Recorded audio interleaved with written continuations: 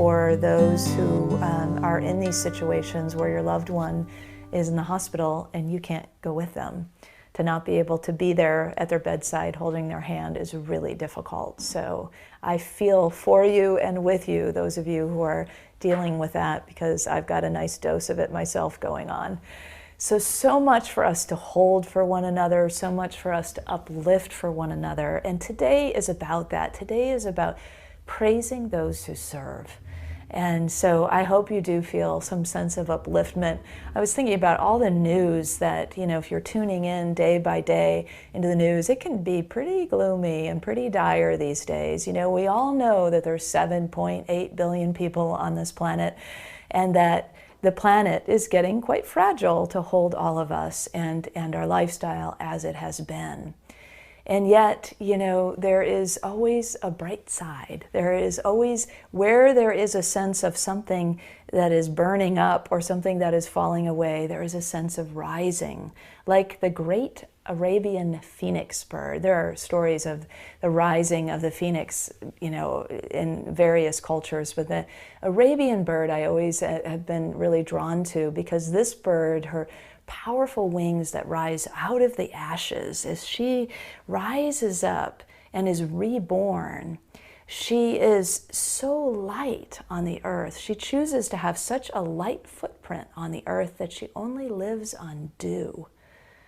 So that is truly an embodiment of this idea of living to give and giving to live. That's certainly what this Arabian phoenix, the phoenix rising, sort of symbolizes for us. And I think it's a very appropriate symbol for us right now. It's an image that I hold for us as a human family, and it's an image that I hold for myself. To be able to be in that place that is both gentle and strong, that is resilient and powerful, and yet ever so light in our footprint, ever so light in our impact of things where things feel fragile in our world and on our earth. So my current definition of service, my working definition as of today anyway, is to act with positive intent to support a person or a process, or to maintain the integrity of something that already works really well for all. And so we can be in those places where we're really looking at what works and upholding that and giving our gifts to that. And also, it's very easy right now to look around the world and see how we can support a person, a process, an organization, something that's happening in our world that might need our help, our gifts, a lift from us. And that's also a call, I think, for us. Service has been studied a lot, as so many of these spiritual qualities have. And what the researchers find is that those who serve report greater levels of happiness, lesser levels of depression, greater levels of self-esteem, a stronger sense of purpose. If you have ever volunteered for anything or served in any way, you know what it's like, how much you get fed by that giving. And so that's a real key piece. When we give in genuine service, whether it's large or small, we actually grow our capacity.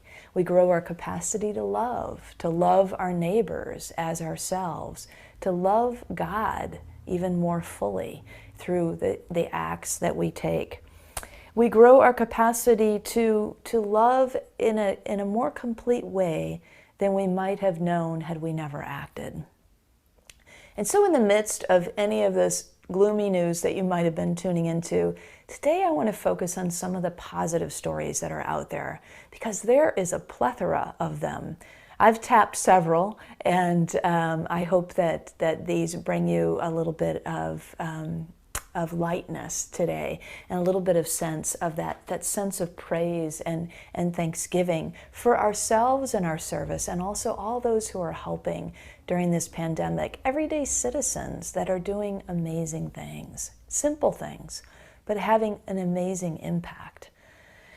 So one of the stories is Quinn. Quinn is a 13-year-old boy from Canada.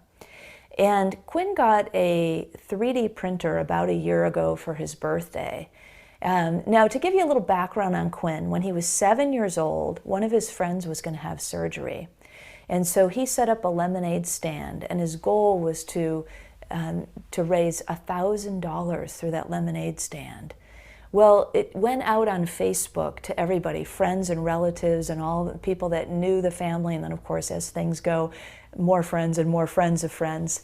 And he ended up raising, at 7 years old, from his lemonade stand, $61,000.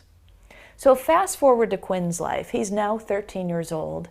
And Quinn hears about what's going on. He sees on the news about how a lot of the healthcare workers are having bruising around their mouths and having sores behind their ears from wearing their masks so much.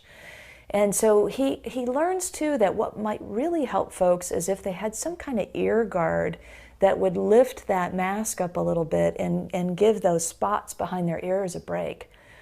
And so he learns about what's the possibilities of what's needed and what could be made.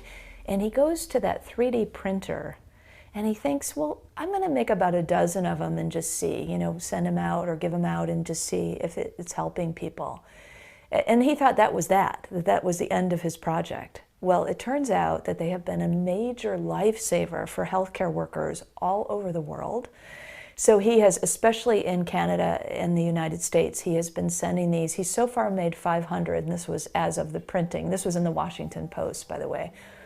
And so he's 24/7, that 3D printer is running, and people, once it was posted to Facebook, people kept saying, I need one, and I need one for my friend, and I need 10 for my coworkers. And so you get the idea that this has become something. He says he can make them for about 9 cents, and it is his gift to the world. So what a bright young man making such a beautiful difference in this pandemic right now and uplifting so many who are working so hard for us. I'm really moved by his story.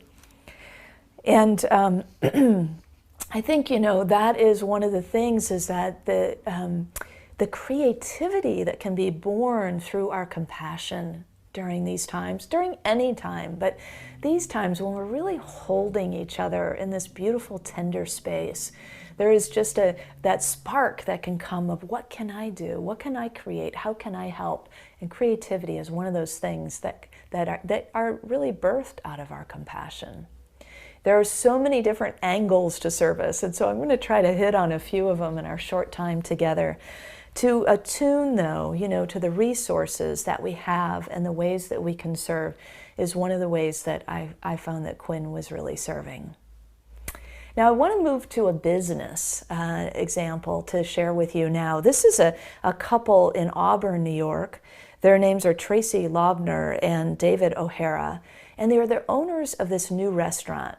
Now imagine, you have opened a restaurant. I mean, the people that I know that are in the restaurant business, that is a big business to take on.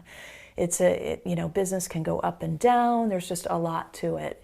And so imagine that opening day is in March of this year. So soon after, as you know, the pandemic strikes and restaurants are closed down except for takeout and delivery. Well, they weren't planning on takeout and delivery at Rosa Dawes, in Auburn, New York. That wasn't part of their thing. They're farm-to-table, fresh food. They were about people coming in and enjoying the restaurant. So they had to do a quick switch and adapt. But then they had another problem. Nobody in town has ever heard of them. They don't know that restaurant. They're not going to go there for takeout food. So this is one of the beautiful things that happened. Other restaurant owners started helping them boost their business. One of them took their menus and started passing them out whenever they had their own orders of takeout or delivery. Another one went by and picked up some food and tried a few of their items and posted on Facebook what he recommended. He was an owner of a popular deli in town, and people really listened to him. And then the new restaurant owner said they got 40 orders right after his Facebook post, and so it's really boosted their business. What I love about this story is, among many things, is that so often we think about business as being competitive.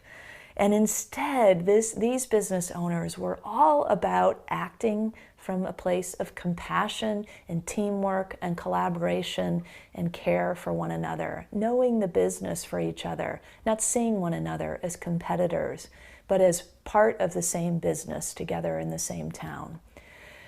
So there's so many other stories, and I just want to touch on a couple others. There were some that were published in an online publication called Motherly, and one of them is from Mary Laura. She posts this: "Hey, if you have that uneasy, I need my mom feeling, but don't have access to your mom for whatever reason, I have big mama energy to share with you. My teenagers, seriously, they're completely over it. Send me a message if you need me to tell you it's okay. Now go and wash your hands, your internet mama." I love this one because it is that universal kind of love that we share, and I want to keep saying always that's available to us, to tap not just our personal love, not just our love for those who are near and dear to us in our families and people that we know intimately, but this sense of brotherly, sisterly, neighborly love that we extend out to everyone, that we could be a mother, a brother, a sister, a father, a good friend, to anybody, to any stranger. It's a beginning or a renewing maybe of understanding that we are all family, that we all belong to this one family, the human family, and even bigger than that, to all life forms, to all of creation. And so just that simple offering that she put out there as the internet mama, I just really enjoyed that sense of being proactive, of putting out your gifts, to take the risk to say, hey, I've got this to give, I've got extra love, or I've got extra time, or I'm willing to run errands, or I'm super healthy and I want to be able to help people who are feeling more vulnerable, or whatever it is that you have to give right now.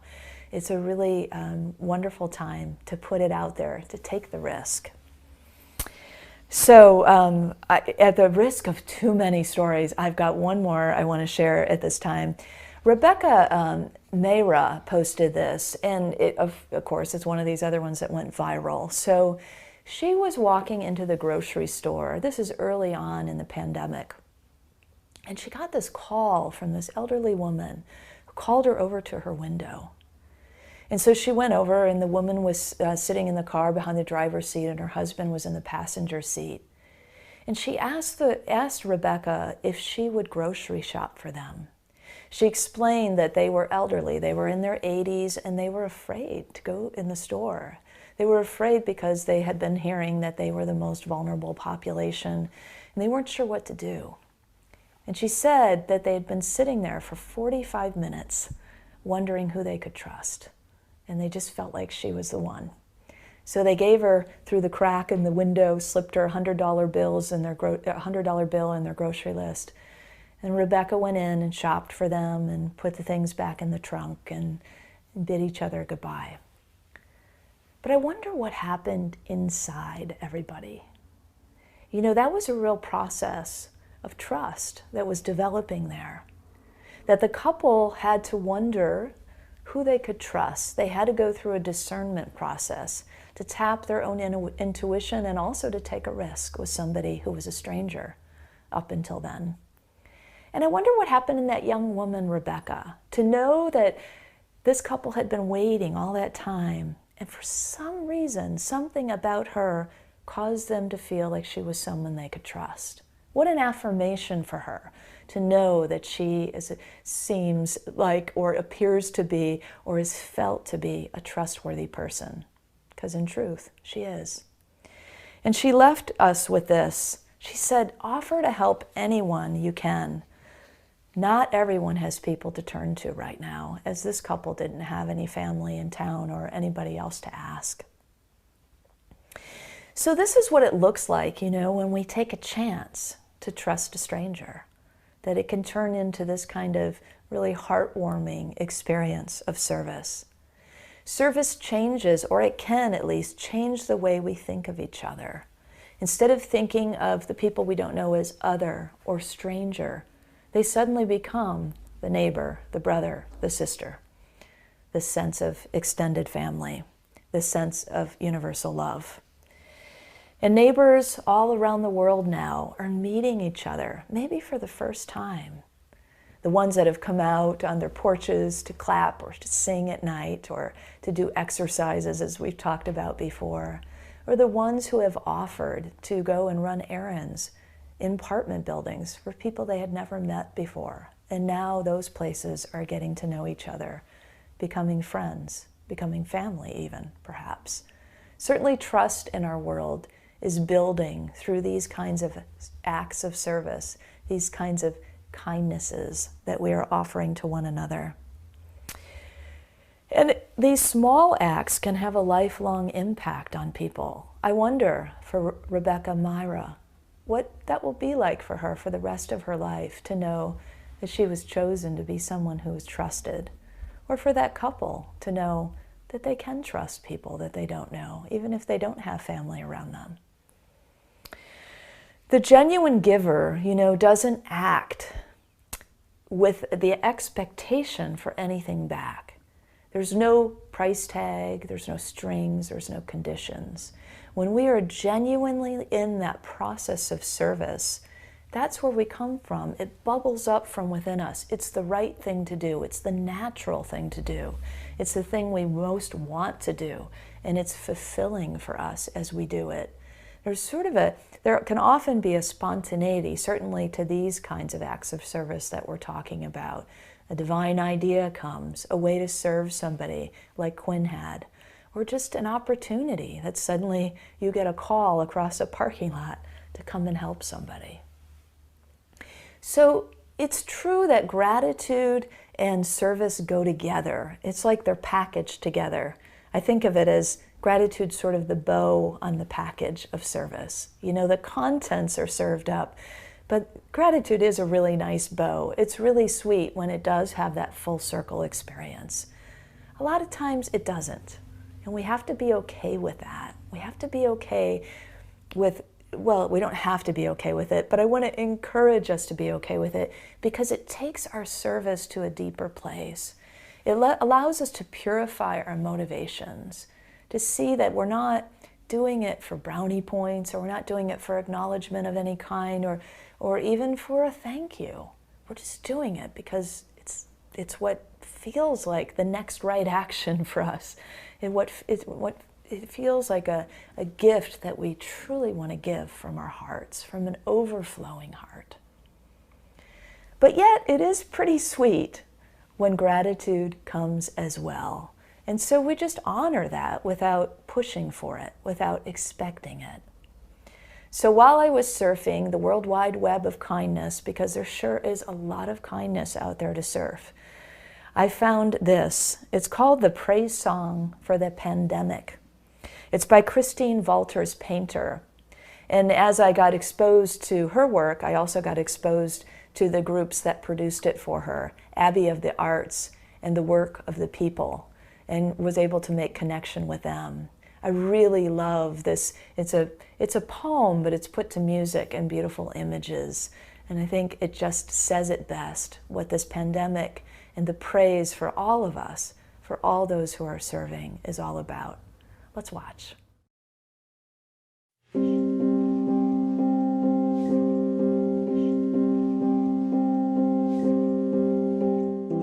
Praise be the nurses and doctors, every medical staff bent over flesh to offer care, for lives saved and lives lost, for showing up either way. Praise for the farmers tilling soil, planting seeds so food can grow, an act of hope if ever there was. Praise be the janitors and garbage collectors, the grocery store clerks and the truck drivers barreling through long, quiet nights.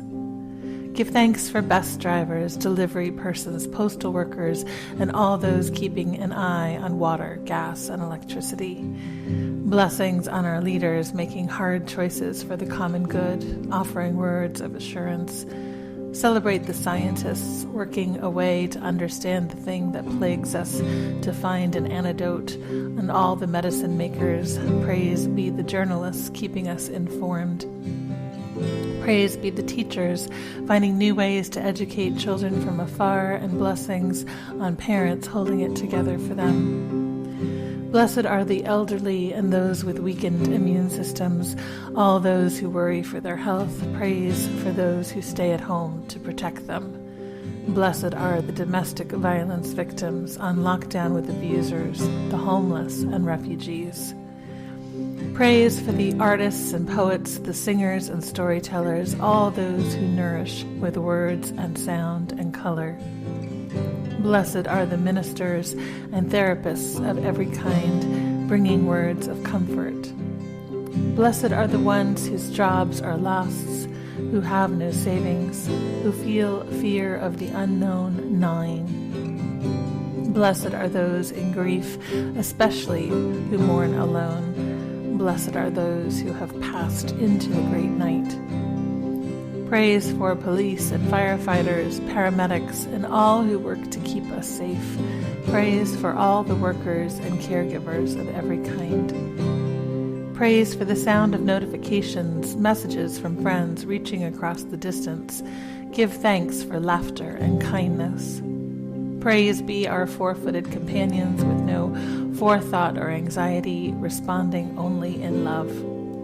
Praise for the seas and rivers, forests and stones who teach us to endure. Give thanks for your ancestors, for the wars and plagues they endured and survived. Their resilience is in your bones, your blood. Blessed is the water that flows over our hands and the soap that helps keep them clean each time a baptism. Praise every moment of stillness and silence so new voices can be heard. Praise the chance at slowness. Praise be the birds who continue to sing the sky awake each day. Praise for the primrose poking yellow petals from dark earth. Blessed is the air clearing overhead so one day we can breathe deeply again. And when this has passed, may we say that love spread more quickly than any virus ever could.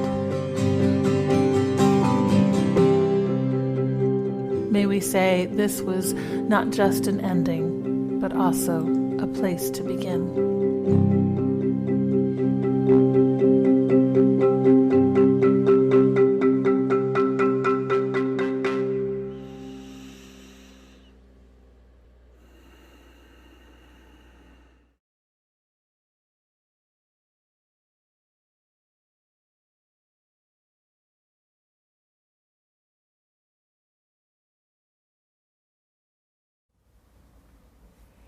When we serve, so much gets cultivated within us.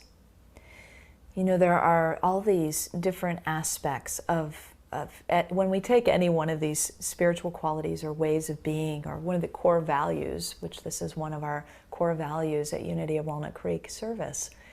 And when you begin to look at it and hold it as the gift that it is itself, you see all these different ways that are cultivated in us as we act.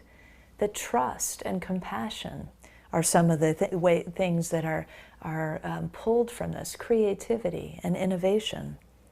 Love, our greater capacity to love. And so as we step further in and put our feet in the water of service, maybe in new ways that we've never dared to do before. Maybe the idea of reaching out to a stranger is really hard for you. And maybe thinking of yourself as innovative or creative or resourceful is not your typical go-to.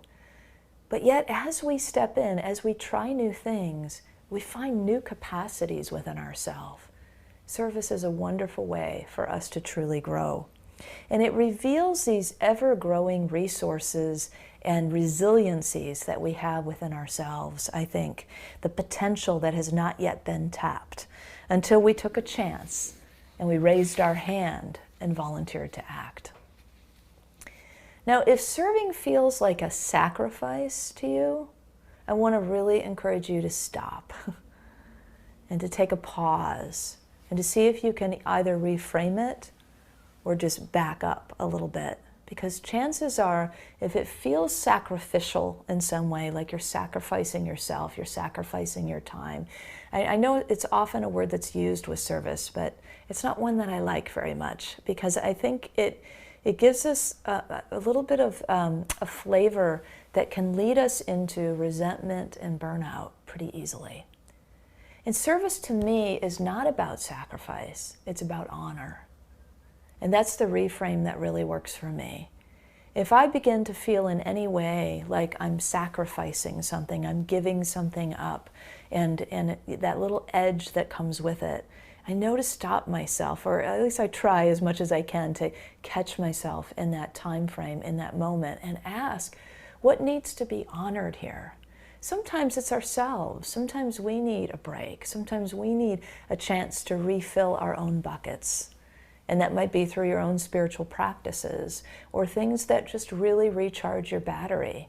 Maybe it's being out in nature, or maybe it's creating something. Maybe it's painting or dancing or writing, or, I don't know what it is for you, but you know what it is that refills your bucket. And so whatever that is, do that. If you're starting to feel that edge into a sense of, my service is a sacrifice, instead, back up and make it an honor, because that's what it is. It's an honoring of life. It's an honoring of ourselves. It's an honoring of those we serve. It's an honoring of the things we value. It's an honoring of the divine itself. I know that that has helped me time and time again, and I hope that reframe might help you too, because when we honor both the giver and the receiver is fulfilled, it's genuine service. It's coming from that genuine place in us that feels like it's overflowing.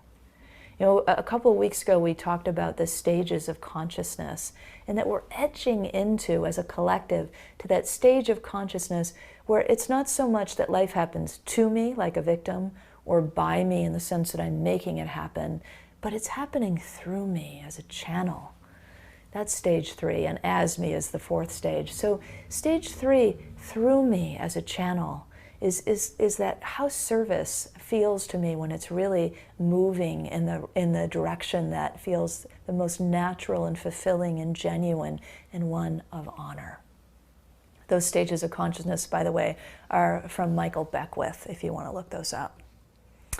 So in summary, I'd like to just take a look at a little summary slide to touch on some of the aspects that we have talked about, these components of service. And I've got it listed as a mnemonic device, if you will, down the left-hand column there as the word black. Because when we serve in the way where there's no price tag, we are in the black. We stay in the black. There's nothing owed. We're in that flow. It's just a free giving from a full heart. And each of those mean, the B stands for building trust, even by trusting strangers. The L for loving our neighbors, even loving universally. The A for attuning to the needs around us and inside us. The C for creating out of compassion, like our friend Quinn up in Canada. And the K for keeping our own bucket full so our service remains genuine. If you want that slide, just email me or email office@unityofwalnutcreek.org and we'll get that to you. So today was actually the day that we were going to have our annual volunteer picnic at Unity. It's always such a fun event where we have a beautiful lunch together, usually on the Unity lawn, and a time in the sanctuary where we can really honor the people who serve. And I just want to take this opportunity to say thank you, thank you, thank you, Unity people, for all the ways you give. It is with a heart overflowing with gratitude that I thank you for your technical gifts, such as the tech guy over here, your teaching gifts, your skills in allowing inspiration and support for our spiritual journeys to flow. We all think of our work as essential, And so this essential work gets to continue, where we continue to support one another, to care for each other. I'm blown away by the level of care we have and compassion for one another in our community, and the level of skill that we have, and ability and talents that people have, and willingness to share their time, their ties, their talents. We have so much generosity, financial as well as service. And so to all of you, truly, thank you, I bless you, and I praise you for serving us at Unity of Walnut Creek. You know, Spirit is asking more of us now. I feel like we're all getting the call, and so that's why I'm pretty excited that Greg Lavoie is going to be with us next week, because it just seems right on time to have the callings expert with us at this time. Up to 7.8 billion of us. That's sort of a mind-blowing number when you think of it, that there are that many members of this human family on this planet at this time. And that means there are up to 7.8 billion opportunities for us to care for one another, to support each other, to collaborate with one another, to innovate, to find ways that we can really support our ongoing life, but a new form of that life on this beautiful blue planet. I know that the wheels are spinning all around in the place of divine ideas and possibilities. And I know that our hearts are stirring, the heart chakras are really opening to one another now. It's a really rich time for us to tap the possibilities, and we have everything that it takes and more. We're like that phoenix rising out of the ashes. We have those powerful wings, and yet we know how to have a light footprint upon the earth. That's us. The thing we have to remember, though, the key is to keep our own buckets full, so our service is an act of honor. So let's do that. Let's keep our buckets full so that our service can come from an overflowing heart. I invite you to affirm with me as we close out our message together. I keep my bucket full and serve with an overflowing heart.